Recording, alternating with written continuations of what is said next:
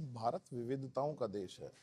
भाषा भी इसी में एक प्रकार की विविधता है, मगर उस पे लड़ाई है कि खत्म होने का नाम ही नहीं ले रही। हाल ही में एक केस हुआ, वर्षा ताई वर्सेस स्टेट ऑफ महाराष्ट्र, और वहां पर पूर्व काउंसलर ने ये कहा कि महाराष्ट्र के एक नई काउंसिल की बिल्डिंग बनी है, उसके बाहर जो बोर्ड लगा है, साइन बोर्ड, वहां पर पहले मराठी लैंग्वेज लिखी है और नीचे उर्दू भाषा लिखी है।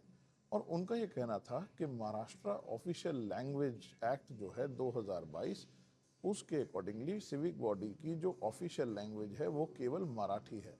सो उर्दू की इसमें कोई जगह नहीं है। उन्होंने इस बात के लिए काउंसिल में चैलेंज किया। काउंसिल ने कहा कि नहीं, ऐसा कुछ नहीं है, ये बिल्कुल ठीक है। फिर वो डीसी साहब के पास गए, जिसे हम डीएम कहते हैं। उन्होंने इसको रिवर्स कर दिया और कहा इसको हटाइए। फिर वो डिवीजन कमिश्नर पे गया और ऐसे ही ये झगड़ा चलता रहा। अल्टीमेटली ये मामला सुप्रीम कोर्ट पहुंच गया।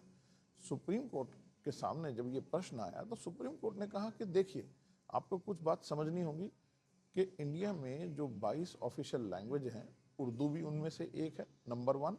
नंबर टू, आपको ये भी समझना होगा कि लैंग्वेज किसी जाति धर्म किसी की नहीं होती। लैंग्वेज लैंग्वेज होती है।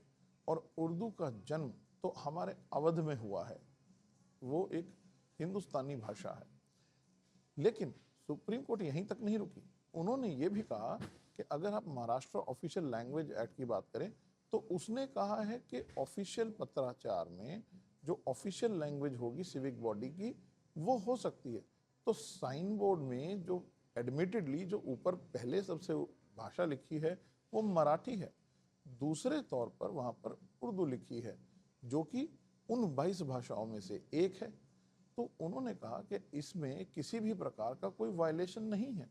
रादर उन्होंने कहा कि व्यक्ति को इंक्लूसिव होना चाहिए, उनको समझना चाहिए कि ठीक है, आप मराठी भाषा को टॉप पर रख सकते हैं, लेकिन हमेशा दुनिया भर में देखा गया है किसी अगर कोई साइन बोर्ड है वहाँ दूसरी भाषा का भी यूज़ किया जाता है।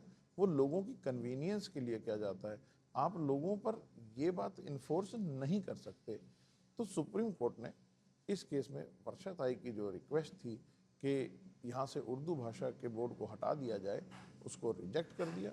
और हमारे देश की जो विविधताओं में कहते हैं ना, यूनिटी इन डाइवर्सिटी, जो इंडिया का एक बेसिक चीज़ है, उसको रिकॉग्नाइज किया और कहा कि भाषा जोड़ती है, बांटती नहीं। Thank you.